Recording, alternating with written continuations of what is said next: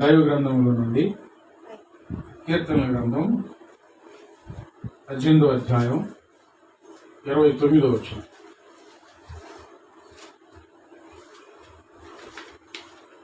నీ సహాయము వలన నేను సైన్యమును జయింతును.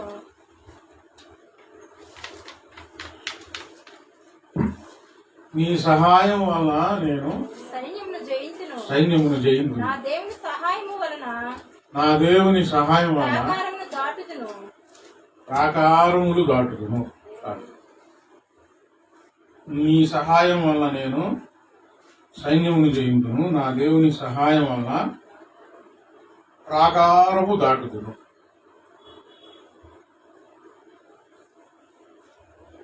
యుద్ధాలు భయంకరంగా జరిగే దినాలవి. ఆనాటి యుద్ధాలు వేరు, ఈనాటి యుద్ధాలు వేరు. అప్పుడు యుద్ధాలకున్న ప్రభావం వేరు, ఇప్పుడు యుద్ధాలకున్న ప్రభావం వేరు. అప్పుడు ఎదురుగా కత్తులతో, వడ్డలతో, అడ్డగొలుగులతో, ఈటెలతో, బాణాలతో యుద్ధాలు జరిగాయి.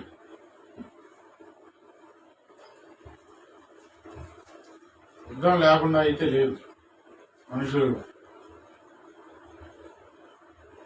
కొంతమంది యుద్ధాలకు వెళ్ళేవారు. వారి పక్షాన ఉన్న బలం, సైన్యం, ఆయుధాలు, గుర్రాల బలం, ఏనుగుల బలం, వీటిని చూసుకునేవాళ్ళు. మనకు చాలా బలం ఉంది, మనకేం కాదని చిన్న చిన్న దేశాల మీద యుద్ధాలకు వెళ్ళేవాడు.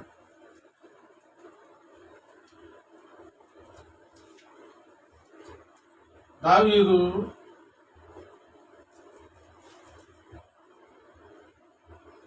దేవుని సహాయం వల్ల నేను సైన్యమును జయింతును అంటున్నాడు.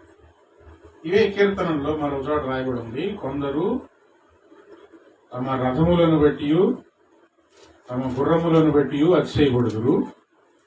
మేమైతే మా దేవుడైన యెహోవా నామమందు అతిశయపడుదురు. 20వ అధ్యాయము, కీర్తనల గ్రంథం 20వ అధ్యాయము 7వ వచనంలో కొందరు రథములను బట్టి, కొందరు గుర్రములను బట్టి అతిశయపడుదురు. మనమైతే మన దేవుడైన యెహోవా నామమును బట్టి అతిశయపడుదుము. కొంతమంది వాళ్ళ గుర్రాలను, వాళ్ళ రథాలను చూసుకుంటున్నారు. వాళ్ళ కండ బలం, వాళ్ళ మంది బలం చూసుకుంటున్నారు. యుద్ధానికి వెళ్ళేటప్పుడు ఏనుగులు, పరాక్రమశాలులు, వాళ్ళని చూసుకుంటున్నారు. దావీదుకున్న నమ్మకం ఏంటంటే, దేవుని సహాయం వల్ల నేను సైన్యమును జయింతును. నా దేవుని సహాయం వల్ల ప్రాకారమును దాటుదును.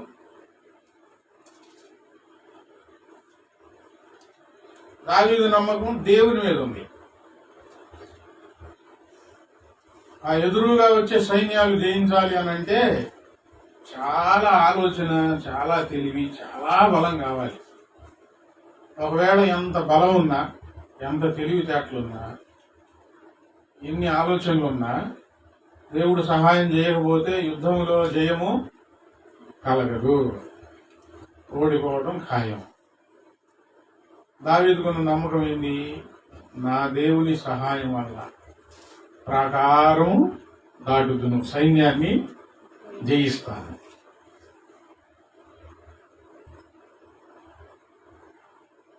మన జీవితంలో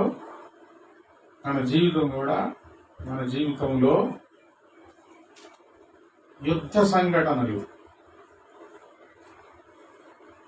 ఎన్నో ఎదురవుతూ ఉంటాయి.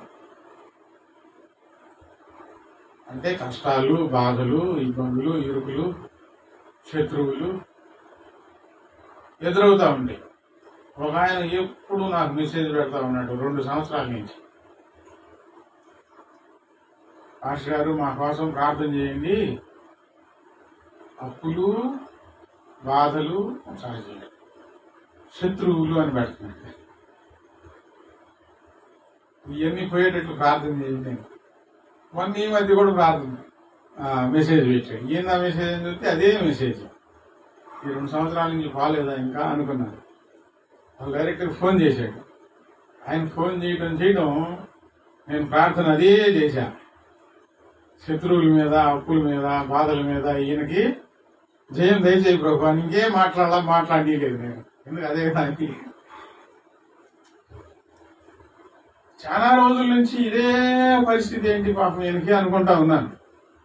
ఇంకొన్ని అట్లా ఉంటాయి, దీర్ఘకాలికంగా వస్తూ ఉంటాయి. అయితే ఒకరోజు విడుదల కలుగుతుంది. మన జీవితంలో ఎదురయ్యే పరిస్థితులలో మన నమ్మకం దేవుని మీద ఉండాలి. మరీ ముఖ్యంగా ఇప్పుడు దేవుని మీద ఉండాలి. మరీ ముఖ్యంగా ఎందుకు? ఇప్పుడు ఆయనను గురించి మనం తెలుసుకున్నాం. ఆయన ఎలాగూ ప్రార్థన ఆలకిస్తాడు, ఎలాగూ మన దగ్గరికి వస్తాడు, ఎలాగ ఆయన మనతో మాట్లాడతాడు, ఎలాగూ సహాయం చేస్తాడు. ఈ విషయాలన్నీ వాక్యంలో వింటూ ఉన్నాం. దేవుని గురించి మన జీవితంలో ఇప్పుడు మనం భయపడకూడదు. ఒకవేళ తెలివితేటలు,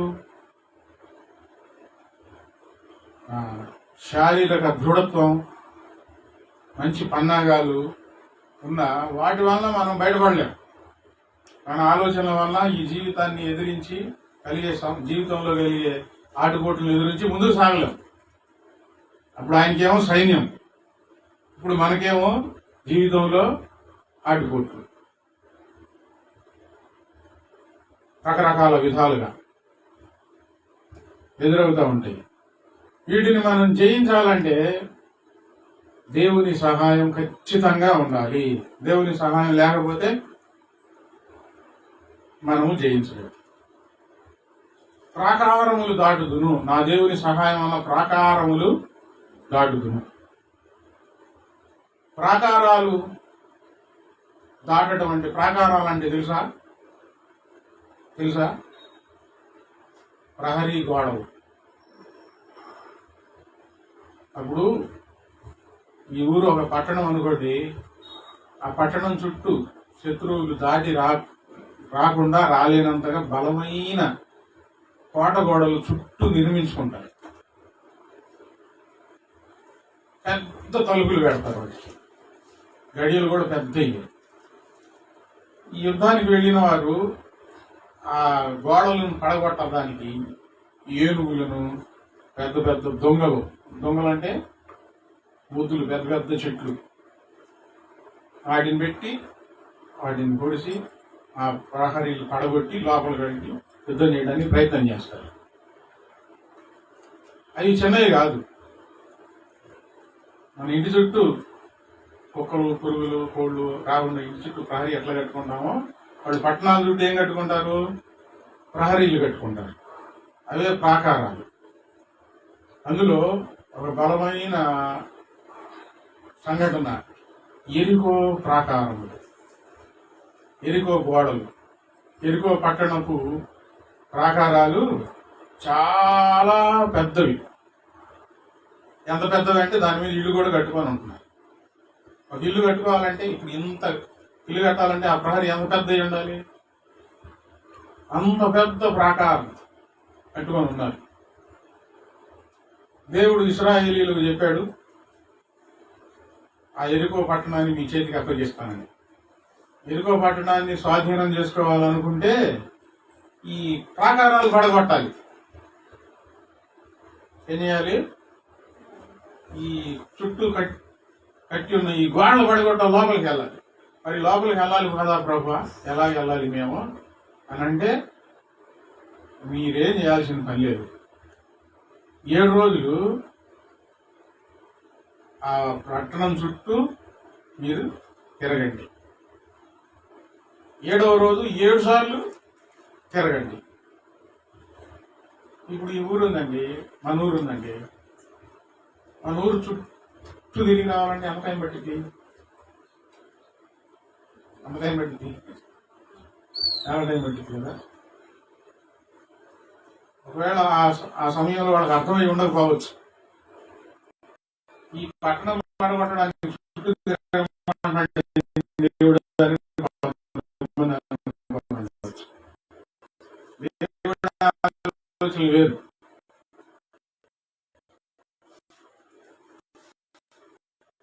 దేవుడు చేస్తే చాలా ఒకసారి తిరగలే కష్టం, 7 సార్లు కష్టం. కానీ నువ్వు చెప్పింది చేశారు, చేయించాడు నాయకుడు యెహోషువ, చేయించాడు. దేవుడు ఇలా చేయమంటున్నాడు.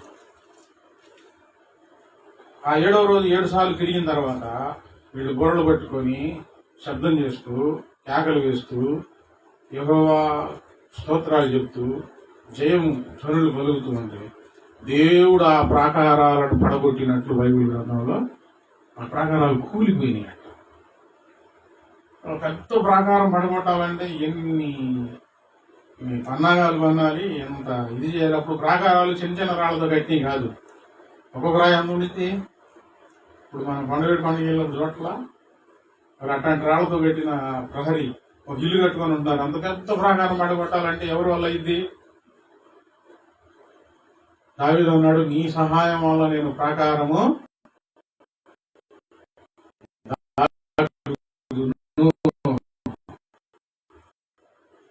సాతాను పడగొట్టబడిన తర్వాత వాళ్ళు ఆ పట్టణంలోనికి వెళ్ళి ఆ పట్టణాన్ని స్వాధీనం చేసుకున్నారు. ఇప్పుడు మన ఎదురు ఉన్న ప్రాకారాలు ఏంటి? మన జీవితంలో మనం దాటి వెళ్ళాలి. కొన్ని పరిస్థితుల్లో నుంచి, అవమానాల్లో నుంచి దాటి వెళ్ళాలి, నిందల్లో నుంచి దాటి వెళ్ళాలి, శత్రువుల కలహం నుంచి దాటి వెళ్ళాలి. ఇవే ప్రాకారాలు మన ఎదురు అడ్డుగా కట్టబడి ఉంటాయి. వాటిని దాటి వెళ్ళటం మన వల్ల కానే కాదు.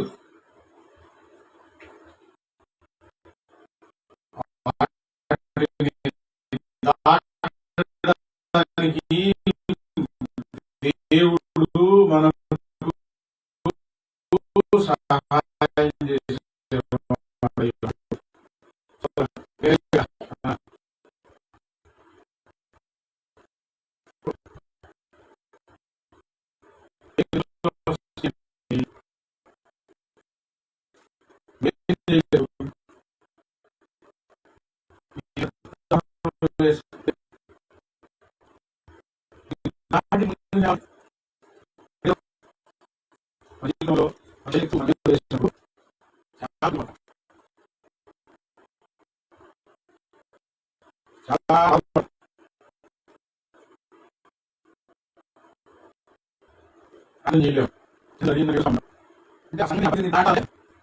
ఇక మన వల్ల కాదనమాట, మన చేత కాదు,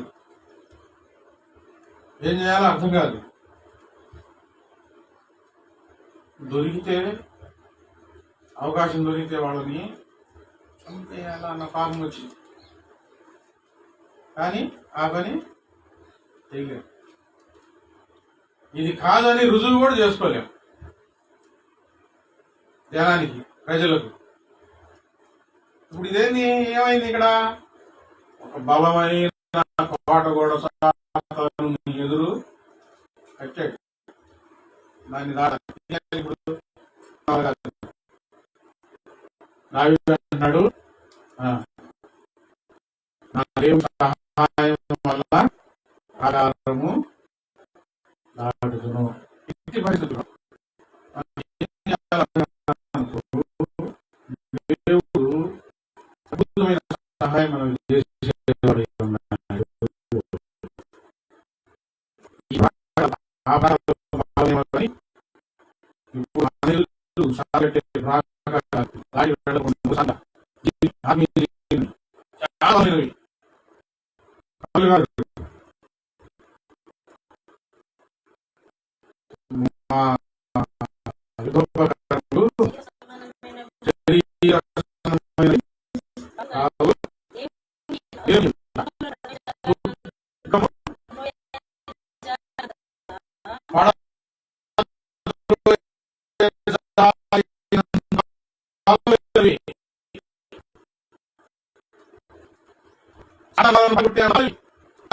నేను నమ్ముకున్నాను కదా, ప్రార్థన చేస్తున్నాను కదా, ఏంది ఇలాగ వచ్చింది అని ఏడుస్తూ కూర్చోవడం కాదు.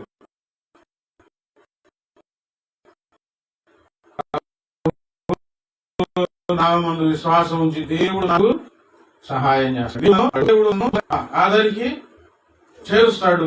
నమ్మకం ఉంచాలి, విశ్వాసం ఉంచాలి. నేను పలుమార్లు చెప్పాను నేను మీకు ఈ సంఘటన, దావీదు గారి సంఘటన. దావీదు గారు ఒంటరిగా ఉన్నప్పుడు దావీదు గారికి తోడుగా కొంతమంది వచ్చారు. ముందు 120 మంది, తర్వాత 400 మంది, తర్వాత 600 మంది అయ్యారు. వీళ్ళందరూ దావీదు గారు ఎక్కడికి వెళ్తుంటే అక్కడికి వెళ్తున్నారు, కొండల్లోకి వెళ్తుంటే కొండల్లోకి వెళ్తున్నారు, అడవుల్లోకి వెళ్తుంటే అడవుల్లోకి వెళ్తున్నారు. దావీదు గారు వెంట దావీదు గారు ప్రాణ భయంతో పారిపోతూ ఉన్న సమయాలలో, అయ్యా నీ ప్రాణానికి నా ప్రాణం, నువ్వు ఎక్కడ కూర్చుంటే మేము అక్కడ కూర్చుంటాం, నువ్వు ఎక్కడికి వెళ్తే మేము అక్కడికి వస్తాం, నీకు దూరంగా మేము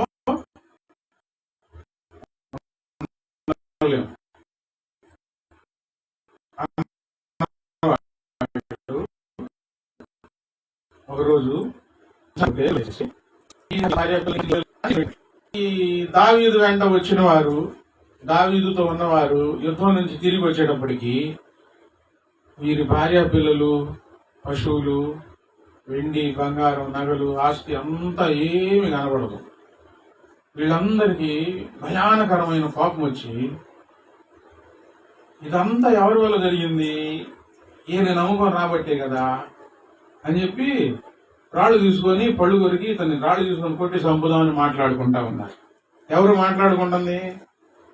అప్పటి వరకు సహాయకరంగా ఉన్నవాళ్ళు, అప్పటి వరకు ఆదరించిన వాళ్ళు, అప్పటి వరకు బలంగా కుడి ఎడమల నిలవబడిన వాళ్ళు ఏం మాట్లాడుకుంటున్నారు? రాళ్ళు తీసుకొని ఇతన్ని కొట్టి చంపుదామని పండ్లు కొరుకుతూ, ఈయన నమ్ముకొని వచ్చినందుకే కదా.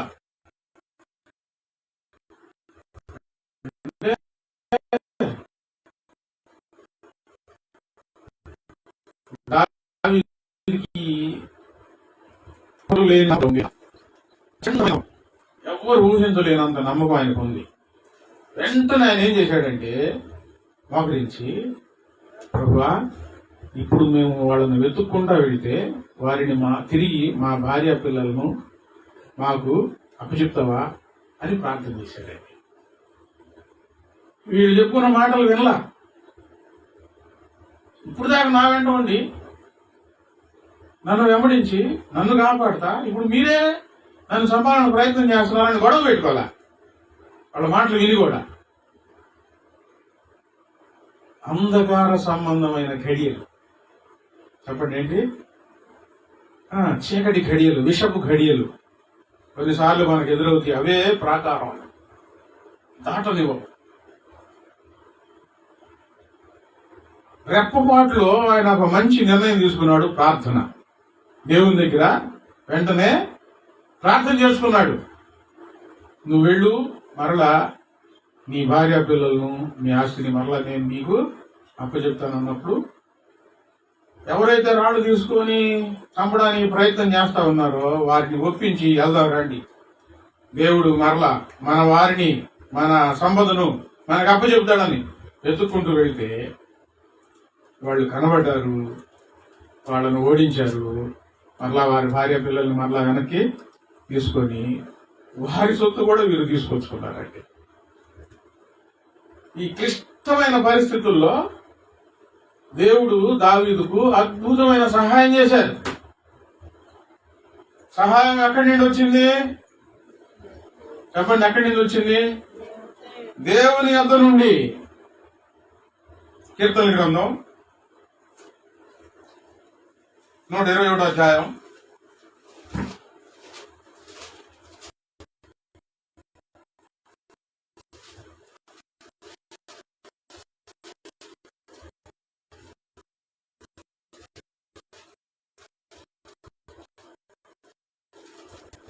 1వ వచనంలో నుండి వచ్చు, యెహోవా వలననే నాకు సహాయం కలిగిను. ఆయన ఎవరంటే భూమి ఆకాశములను సృజించిన వాడు. కొండల తట్టు నా కన్నులు ఎత్తుచున్నాను. కొండల తట్టు నా కన్నులు ఎత్తుచున్నాను అంటే అర్థం ఏంటి? మన ఊర్లో కొండలు ఉన్నాయి, మనకు ఆపదలు వచ్చినాయి, కొండ వైపు చూస్తామా? దావీదు గారు కొండల తట్టు నా కన్నులు ఎత్తుతున్నాను అన్నాడు కదా అని చెప్పి కొండ ఏడుందని చెప్పి డాబాయికి కొండ వైపు చూసి అంటే చేస్తామా? ఆయన చెప్పిన మాటకు అర్థం ఏంటంటే, కొంతమంది ధనవంతులు, కొంతమంది బలిష్ఠులు, కొంతమంది సంపద ఉన్నవారు, ఐశ్వర్యవంతులు, విద్యావంతులు వారి వైపు కనులెత్తాడు. ఎందుకు వారి వైపు చూడాల్సి వచ్చింది? కలవరం వచ్చింది మనసులో. అమ్మో ఏం జరుగుతుందో అనే భయం వచ్చింది. ఎవరి వైపు చూశాడు? మనుషుల వైపు చూశాడు. కొండల తట్టు. మన జీవితంలో కూడా అదే జరుగుతుంది. ఎప్పుడు మనం మనుషుల వైపు ప్రాధాయపడతామంటే మనసులో కలవరాలు ఎక్కువైనప్పుడు, ఏదో ప్రయత్నం చేయాలి కదా అని. ఈ ఆటోకి తెచ్చిన ఫస్ట్ సంవత్సరంలో యాక్సిడెంట్ అయింది. ఆ 2-3 నెలల్లో మా అమ్మ వాళ్ళ చుట్టం. మా అమ్మ అత్త కొడుకు అవుతాడు, నాకు బాబాయ్ అవుతాడు. పనుల దగ్గర కలిసి నువ్వు మా రక్తం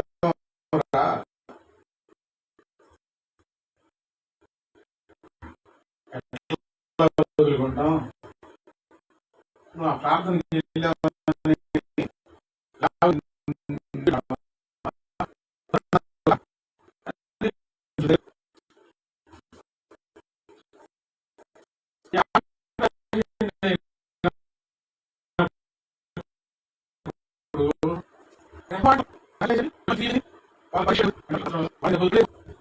నేను ఆటో లోపల ఉన్నాను.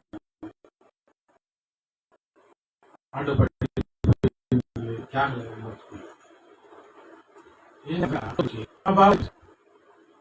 బాబాయ్ నువ్వు రా తొందరగా, ఇట్లా అవసరం గుద్దాడు, మాట్లాడటానికి మంచి మనుషులు ఉండాలి కదా అని అంటే, ఎక్కడ రా ఏంది రా అంటే వస్తాడనుకొని వివరాలు చెప్పాను. తర్వాత ఫోన్లు ఎత్తలా.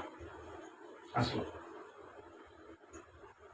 ఒక్క నిమిషం ఆలోచించుకొని ఎవరికి చెప్పాల్సింది ఎవరికి చెప్పాను నేను.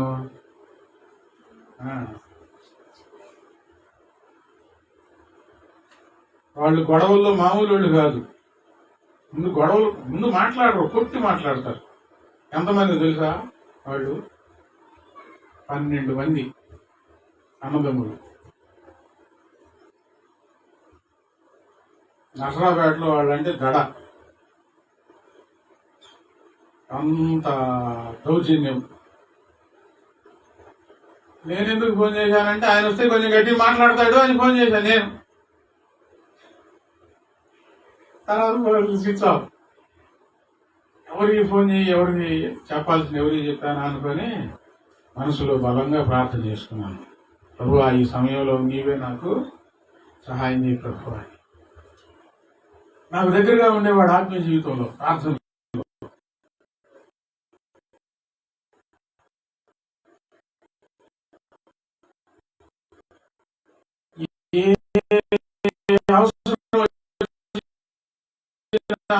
నువ్వు రానంటే ప్రార్థన చేసుకోవటం మొదలు పెట్టాను. ప్రభువా సహాయం చేయ, సహాయం చేయనైనా అని ప్రార్థన చేయడం మొదలు పెట్టాను. మన దేవుడు ఎవరు? నమ్మదగిన దేవుడు, సజీవుడు, అన్ని సమయాల్లో సహాయం చేసే దేవుడు. మనసులో కలవరం ఎక్కువైపోయినప్పుడు మనుషుల వైపు చూస్తాం, కొండల తట్టు చూస్తాం. వీళ్ళైతే మాకు సహాయం చేస్తారని. ఎంత పెద్ద రాజకీయ నాయకులైనా, మంత్రులైనా, పెద్ద హోదాలో ఉన్న ఉద్యోగస్తులైనా మనకు నిజమైన సహాయం ఎక్కడి నుంచి వస్తుందంటే చెప్పండి, ఎక్కడి నుంచి? దేవుని దగ్గర నుంచేనండి. కలవరాలు వచ్చినప్పుడు మనుషుల వైపు చూడటం సహజం. కానీ ఎవరి వైపు చూడాలి మనం? దేవుని వైపు. కలవరపడినే కొండల వైపు నా కన్నులే తుదునా, కొండల వైపు నా కన్నులేకి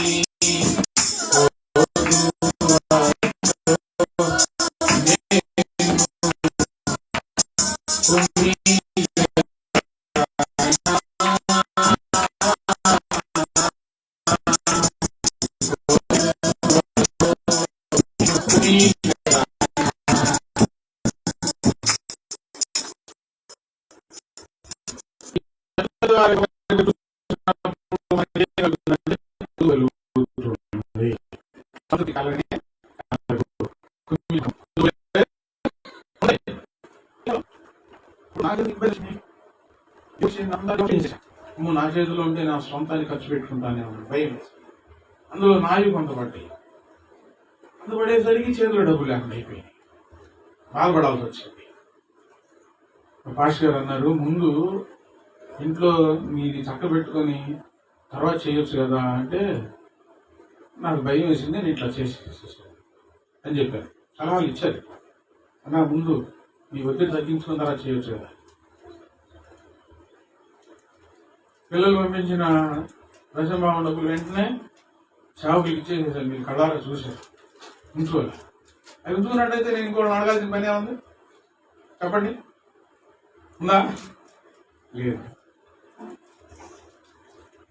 అప్పుడు ప్రార్థన చేసుకున్నాను. ఆ నెల దేవుడు బయట వేసేసాడు. ఈ నెల మరలా ఒత్తిడి వచ్చింది. ఒత్తిడి వచ్చి బాగా పరిచయస్తులకు ఫోన్ చేశాను.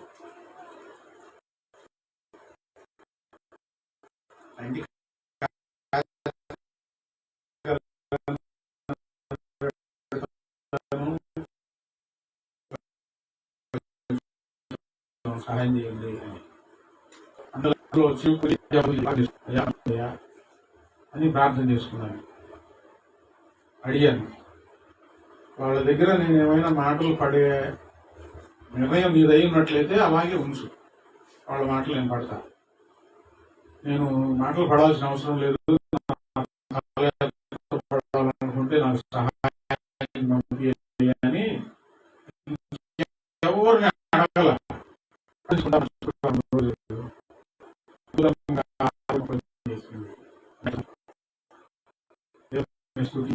అలా ఈ నెలలో దేవుడే ఇచ్చాడు. వారిని పూర్ణశాంతి కలవానిగా నీవు చేస్తున్నావు. మనలో నిజంగా విశ్వాసం ఉంటే, ఆయన మీద ఆధారపడితే ఖచ్చితంగా ఆయన మనకు సహాయం చేసేవాడే ఉన్నాడండి. ఎంత సహాయం చేస్తాడు. మరి వచ్చే నెల సంగతి దేవుని స్తోత్రం. హల్లెలూయా. ఎంతకాలం ఆదరించిన దేవుడు వచ్చే నెల కూడా ఆయనే సహాయం చేస్తాడు. దావీదు అంటాడు, నీవు నాకు సహాయకుడవై ఉంటివి. దేవుడు మనకు ఎలాగున్నాడు అండి? దేవుడు మనకి సహాయం చేసేవాడై ఉన్నాడండి. దేవుడు మనకు, దేవుని దగ్గరికి మనం వెళ్తే దేవుడు మనకు సహాయం చేయాలి. ఏం చేయకుండా నెలకొండ చూస్తా ఉంటే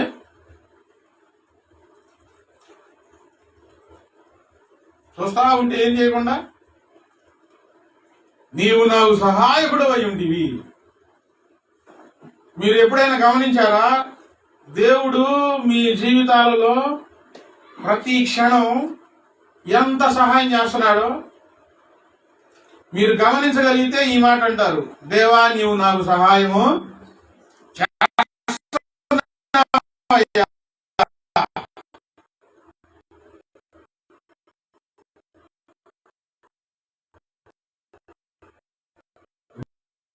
నీ సహాయం వలననే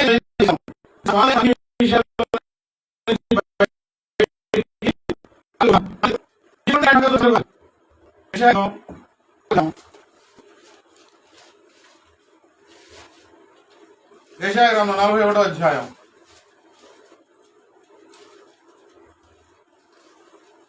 10వ వచనం.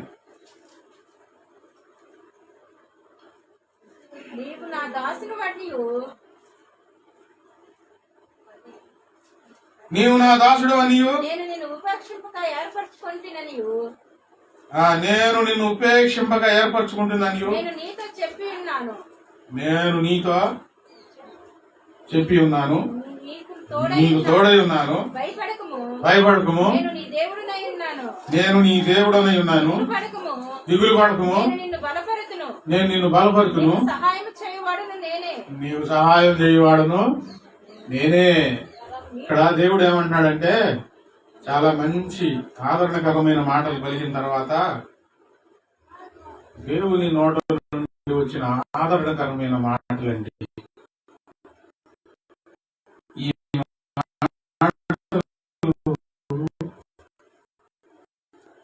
వేల సంవత్సరాల క్రితం దేవుడు ఈ ఆశపడ్డాయి. వాళ్ళు బ్రతికి మరలా దేవుని కోసం బ్రతుకుతా ఉన్నారు ప్రాణాలు తీసుకోకుండా. నీవు నా దాసుడవనియు నేను నిన్ను ఉపేక్షింపక ఏర్పరచుకుంటున్నానియు నేను నీతో చెప్పి ఉన్నాను. నీకు తోడై ఉన్నాను. భయపడకుము. నేను నీ దేవుడనై ఉన్నాను. దిగులు పడకము. నేను నిన్ను ఎలా బలపరుస్తాడు? ఆ కింద రాయబడి ఉంది, నీకు సహాయం చేయవాడను నేనే. సహాయం చేసి ఆయన మనల్ని బలపరుస్తాడండి. కీర్తన గ్రంథం 108:12 94:7 కీర్తన గ్రంథం 94:7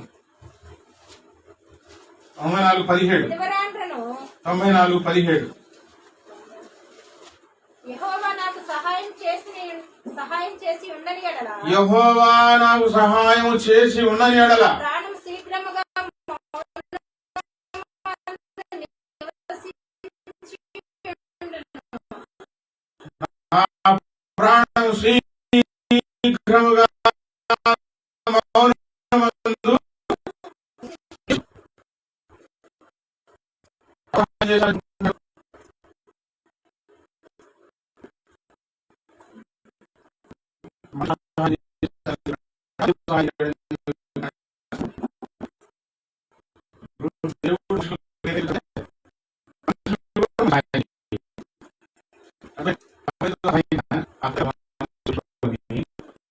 చెప్పాలి. శీఘ్రముగా మౌనములు యోచించుకునేవాడిని. దేవుడు సహాయం చేయకపోతే ఎవరు సహాయం చేశారు? దేవుడు సహాయం చేశాడు.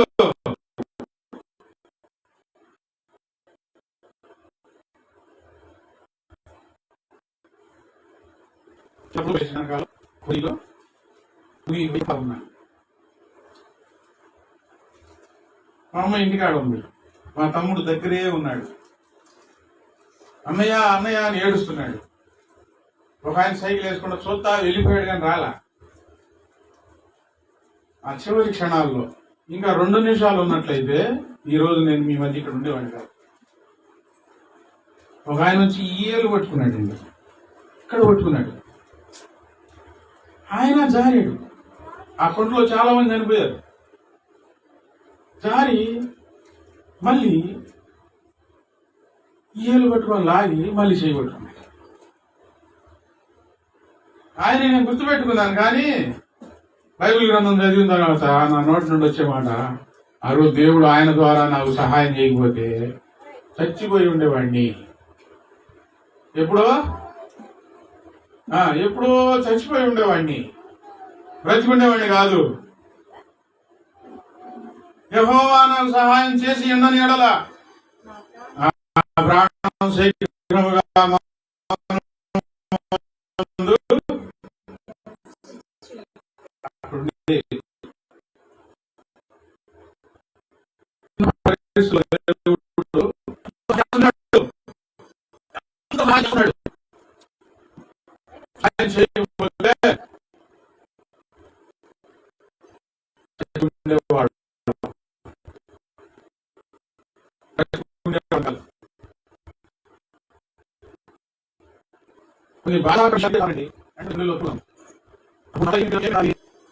శుభవార్తలు వినబడాలి. మనం విన్న ఎంత చెడ్డ వార్త విన్నామో ఆ చెడ్డ వార్తకు విరుగుడుగా ఒక మంచి వార్త మనకు వినబడితే అప్పుడు మనకు ధైర్యం వస్తుంది. లేకపోతే అప్పుడు దాకా ధైర్యం రాదు. బైబిల్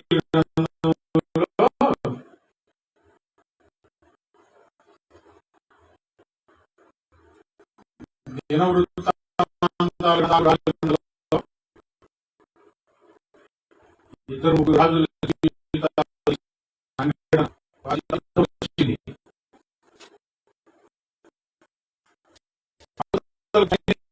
ఎక్కువ కాలం చదువుతున్నారు. మనమంతా అనిపిస్తుంది వెంటనే భయం వచ్చిందా రాదా?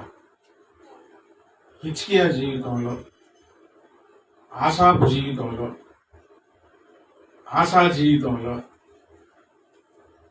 జరిగిన సంఘటనలు చెప్తా ఉన్నాను. మీరు ఇంటికాడ మరలా ఆ దినవృత్తాంతాల గ్రంథాలు, రాజుల గ్రంథాలు బాగా బైబిల్ గ్రంథం చదవండి. బైబిల్ చదువుతున్నారు ఇంటికాడ? చదువుకుంటున్నారా? చదవట్లేదా? బైబిల్ చదివితే ఎంతో ఉద్యోగం, ఎంతో సహాయం దేవుని దగ్గర నుంచి మనకు వస్తుందండి.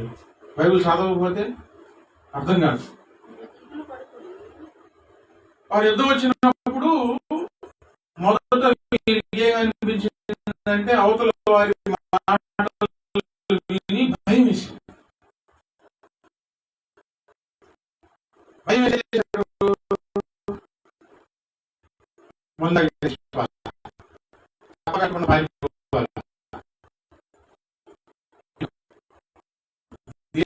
దేవుని దగ్గరికి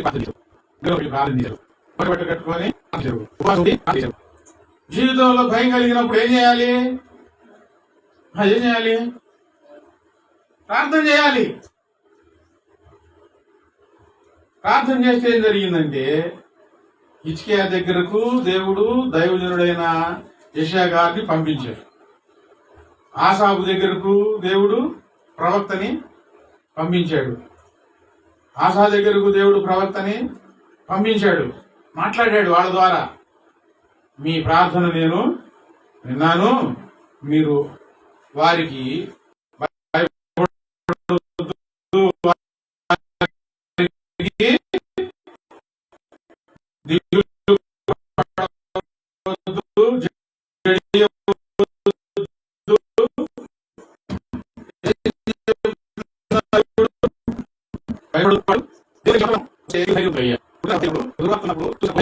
శుభవార్త వినకపోతే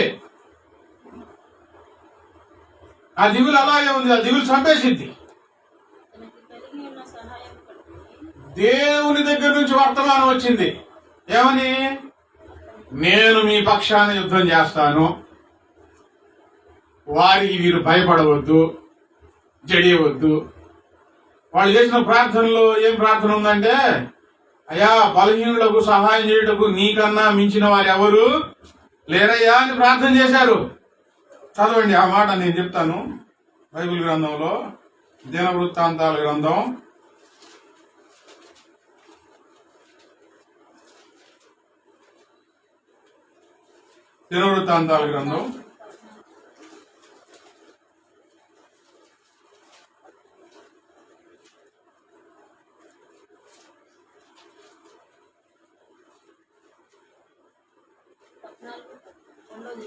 2వ దినవృత్తాంతాల గ్రంథం 14వ అధ్యాయం 11వ వచనం. 2వ దినవృత్తాంతాల గ్రంథం 14వ అధ్యాయం 11వ వచనంలో ఆసా తన దేవుడైన యెహోవాకు మొరపెట్టి యెహోవా విస్తారమైన సైన్యం చేతిలో ఓడిపోకుండా సాయం చేయడు, నీకన్నా ఎవరునూ లేరయ్యా.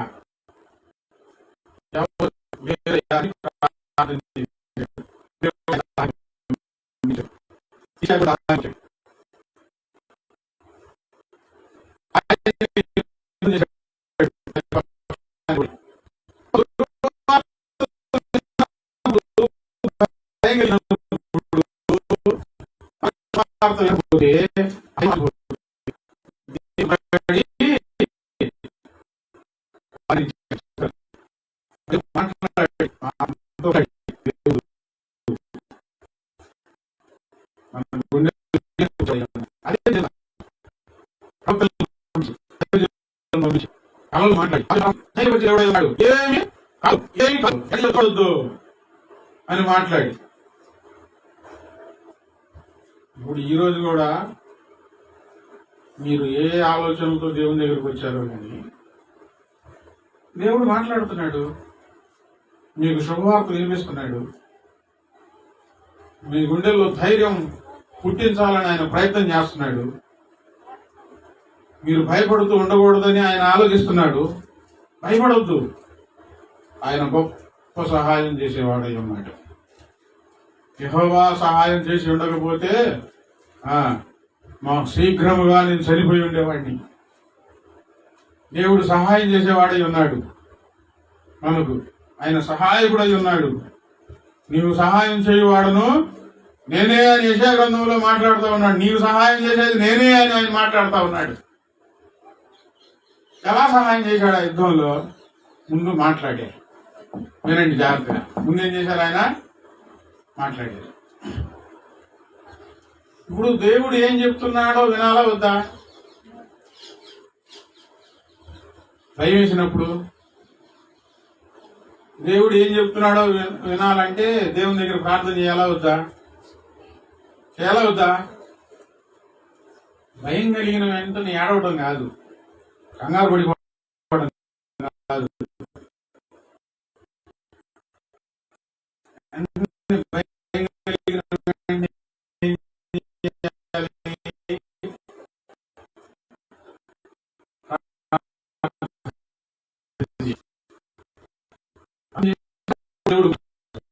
దేవుడితో మాట్లాడదా? ఆయన మాట్లాడనే కదా. అది దేవుని సహాయం. దేవుని సహాయం ఏంటంటే ముందు ఆయన మాట మనకు వినబడటమే. ముందు మనకు ధైర్యం రావాలి, తర్వాత ఆయన కార్యం జరిగిస్తాడు. హిజ్కియా విషయంలో దేవుడు దేవదూతను పంపించాడు.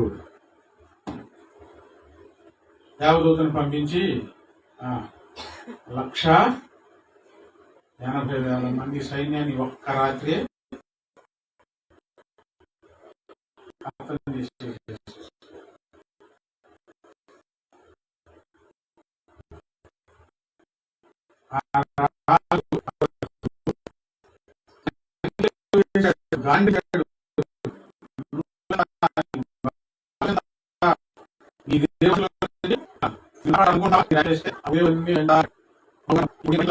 ఇప్పుడు దేవుడు చేశాడు, దూతను పంపించాడు.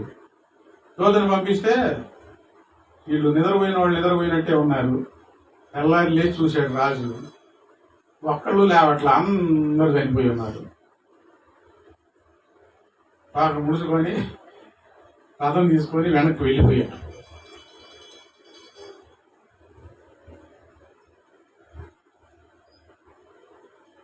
ఆయన మౌనంగా ఉన్నంతసేపు జీవితంలో ఇబ్బందులు, శ్రమలు, ఆటుపోట్లు చెలరేరుతూ ఉంటాయండి. అప్పుడు మనం భయపడకూడదు. ఏం చేయాలి? ప్రార్థన చేయాలి.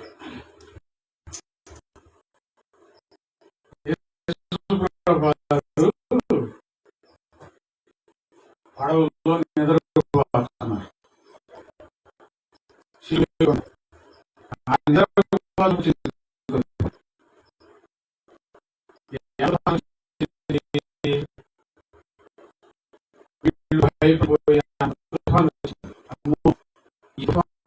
మనము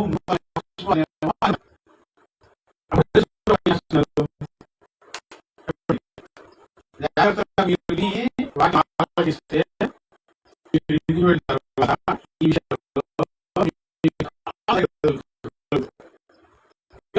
వాక్యం దేవుడు మీ హృదయంలో దయించదు లేదు. ఈ చదువుతున్నప్పుడు యేసుప్రభు వారు ఏం చేస్తున్నారు పడవలో? చెప్పండి. నిద్రపోతున్నారు. ఈ నిద్రపోతున్నప్పుడు తుఫాన్ ఏం చేస్తుంది? చెలరేగుతుంది. భయంకరమైన తుఫాను. వీళ్ళు భయపడ్డారు శిష్యులు. మేము నశించిపోతున్నాం, నీకు చింత లేదా లే అని. ఆయన లేచాడు. ఒక్క గద్దింపు. ఆగు అన్నాడు అంతే. వెంటనే ఏమైపోయింది? నిమ్మడం అయిపోయింది. రాజు రంకి లేచాడు నిద్రపోయాడు. ఈ రంకి లేచినంతసేపు దేవుడు మౌనంగా ఉన్నాడు. ఇప్పుడు ఆయన లేచాడు, ఈ నిద్రపోయాడు. ఏమైంది? మొత్తం సర్దుమడిగిపోయింది ఒక్క రాత్రికి. శత్రువులైనా మీ జీవితంలో మిమ్మల్ని బెదిరించే ఆటుపోట్లైనా ఆయన మౌనంగా ఉన్నంతసేపు అవి చెలరేగుతాయి. అర్థమైందా? చిన్నగా చెప్తున్నాను, బాగా అర్థం చేసుకోండి. మీ హృదయంలో ధైర్యం పుట్టాలి. ఆయన మౌనంగా చూస్తూ ఉన్నంతసేపు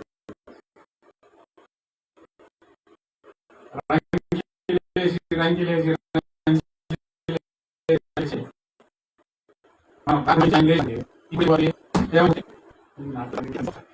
అనగానే ఏం లేచి వచ్చింది. ఒక్క దెబ్బకి అంతా పిన్ డ్రాప్ సైలెంట్ గా. ఆయన మౌనంగా కూర్చున్నంతసేపే ఏమైనా చెలరేగుతాయి. ఆయన లేచాడో 18వ అధ్యాయంలో కీర్తన గ్రంథం 18. ఈ కీర్తన చాలా సార్లు చదువుకుంటా ఉన్నాను. 6వ వచనం. నా శ్రమలో నేను యెహోవాకు మొరపెట్టి తిని, నా దేవునికి ప్రార్థన చేసి తిని, ఆయన తన ఆలయంలో ఆలకించిన ప్రార్థన అంగీకరించెను. ఆయన చెవులు వచ్చాను. అప్పుడు భూమి కంపించి అదే ఇప్పుడు ఆయన లేచాడు. ఈయన శ్రమలు, భయంకరమైన శ్రమల్లో దేవుడు చూస్తా ఉంటే దావీదు ప్రార్థన చేశాడు. ఆ ప్రార్థన దేవుని వెంటనే ఆయన లేచాడు. భూమి కంపి, పాదులు వణికెను. ఆయన కోపింపగా అవి కంపించెను. ఇప్పుడు ఎవరికి దడ పుట్టుకుంటూ వచ్చింది?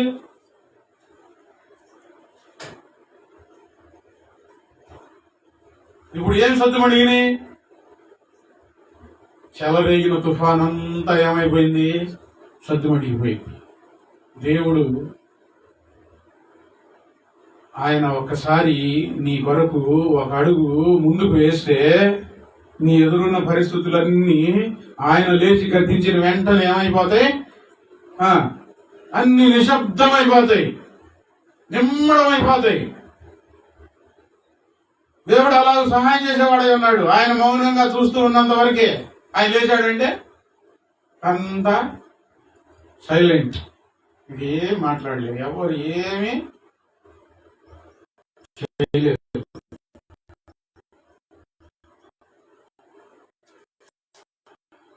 చూడండి,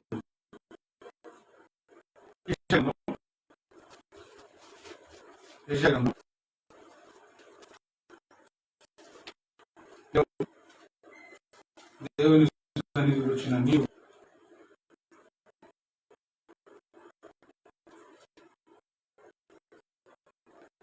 41:13.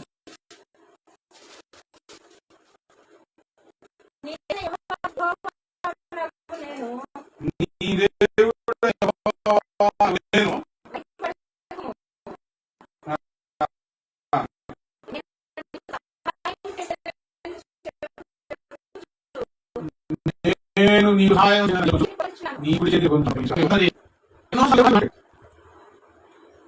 నేను నీకు సహాయం చేస్తాను, నేను నేను ఆదుకుంటా, నీకు సహాయం చేస్తానని చెప్పి నీ కుడి చేతిని నేను పట్టుకుంటున్నాను.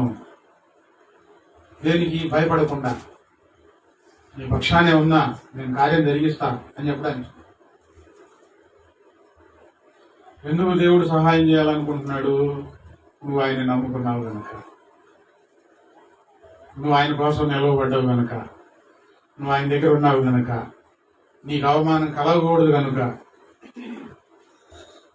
నీ తల ఎత్తబడాలని, ఆయన నామం నీ యందు మహిమపరచబడాలని నీకు సహాయం చేయుదునని చెప్పుచు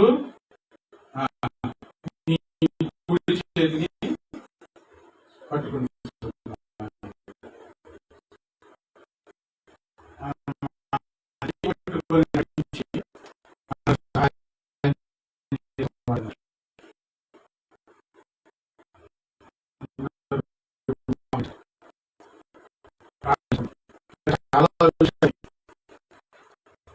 అన్ని సహాయం